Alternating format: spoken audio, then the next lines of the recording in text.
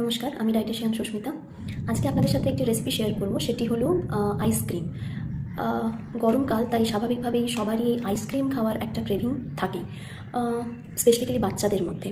তো কেনই বা আমরা রেগুলার বেসিসে ওই বাইরে থেকে কিনে আনা আইসক্রিম খাবো, যেগুলোর মধ্যে হাই অ্যামাউন্টে ক্যালোরি থাকে, সুগার থাকে, এছাড়া প্রচুর কেমিক্যালসও ইউজ হয়। তো সেইগুলো খাওয়ার থেকে বাড়িতে নিজস্ব কিছু উপকরণ দিয়ে যদি আমরা একটা বেনিফিট দেবে এরকম আইসক্রিম বানাই, যেটা খেতেও টেস্টি হবে এবং গুড ফর হেলথ, তাহলে ব্যাপারটা কেমন হয়। তো চলুন দেখে নিই যে কী কী ইনগ্রিডিয়েন্টসগুলো আমি ব্যবহার করব। আমি 5 চামচ মতো ওটস নিয়েছি, যেটা আমি অলরেডি ড্রাই রোস্ট করে নিয়েছি একটু। 6টা খেজুর নিয়েছি, যার বীজগুলো ছাড়িয়ে আমি খেজুরটাকে জলে ভিজিয়ে রেখেছিলাম 10-15 মিনিট মতো। 2টো কাঁঠালি কলা নিয়েছি, আপনি যে কোনো কলা ইউজ করতে পারেন।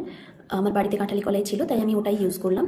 আর কয়েকটা আগে থেকে কেটে রাখা তরমুজ নিয়েছি, যার বীজগুলো আমি ছাড়িয়ে দিয়েছি। আর কিছু পিনাটস নিয়েছি, মানে যেটাকে আমরা বলি চিনে বাদাম। তো এইগুলো থেকে আমরা কি কি উপকারিতা পেতে পারি প্রথমে সেটা জেনে নিই।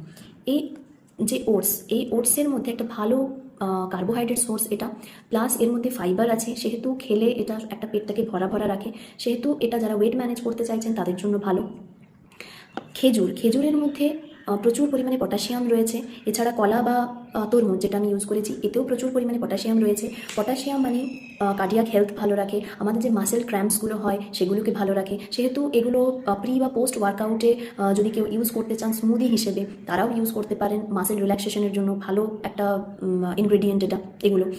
এছাড়া পিনাট বা চীনা বাদাম, যেটা এটাতে খুব ভালো কিছু ফ্যাট, কিছু প্রোটিন থাকে, যেগুলো আমাদের বডির গ্রোথের জন্য খুব উপকারী। তো যখন এগুলো একসাথে সবগুলো এই এতগুলো ইনগ্রেডিয়েন্ট যখন একটা আইটেমের মধ্যে আসবে, অবশ্যই তার বেনিফিশিয়াল এফেক্ট অনেক বাড়বে। সব মোটামুটি সবাই, যারা ধরুন সুগার পেশেন্ট বা কার্ডিয়াক পেশেন্ট বা প্রেশার যাদের খুব হাই থাকে, তারা সবাই মোটামুটি এটা খেতে পারবেন। তাহলে কারা খেতে পারবেন না? যাদের সিকেডি বা ক্রনিক কিডনি ডিজিজে যারা ভুগছেন, তারা এটা খেতে পারবেন না।